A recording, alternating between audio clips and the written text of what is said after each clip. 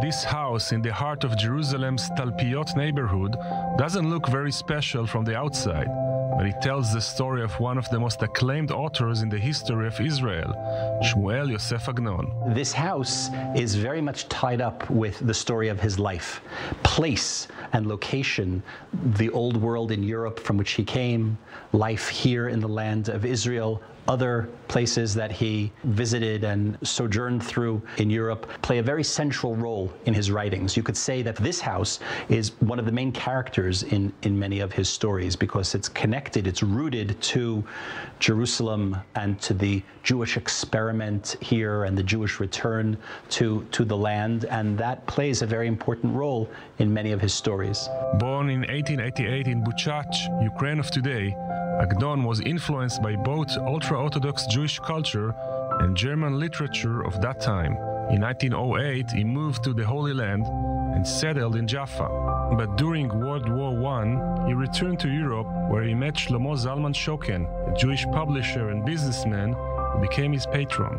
When he comes back to live in the land of Israel in 1924, after having first arrived and then gone to Europe and then come back, he makes a decision, a very deliberate decision, to live in Jerusalem and not in Tel Aviv.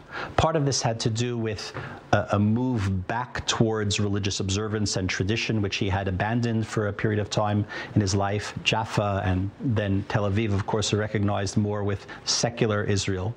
But Jerusalem as a kind of source of Jewish creativity. Throughout the years, he wrote stories about Jerusalem, about the old city of Jerusalem.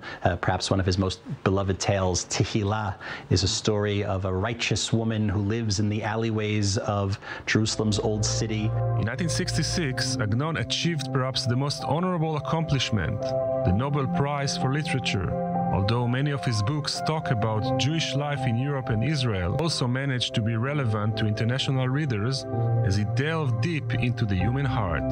Agnon's great accomplishment as an author, as a modern author, was to take the entirety of the Jewish bookshelf, from the Bible and its commentaries, the rabbinic literature, the Mishnah, the Talmud, the Midrash, medieval Hebrew literature, medieval Jewish philosophical literature, the writings of Maimonides and others, the writings, of course, of the Hasidim, Hasidic tales, the writings of the Jewish Enlightenment, and all of the other pre-modern and early modern Jewish authors who wrote in Yiddish, who wrote in Hebrew and helped to reawaken that language as a vessel for modern expression. He takes the entirety of this millennia-long Jewish enterprise and he distills it down and pours it out into the mold of modern literature. In the house, we can find some of Agnon's most treasured personal items, handwriting, and his impressive library containing hundreds of books,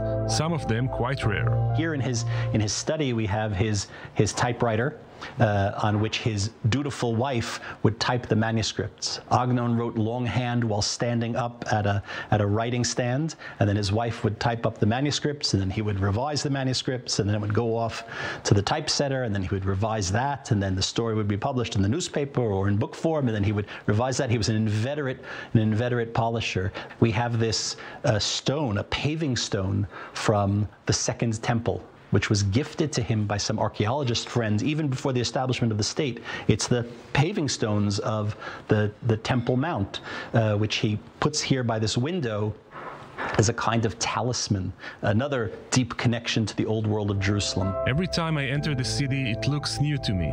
I don't know what its innovations are.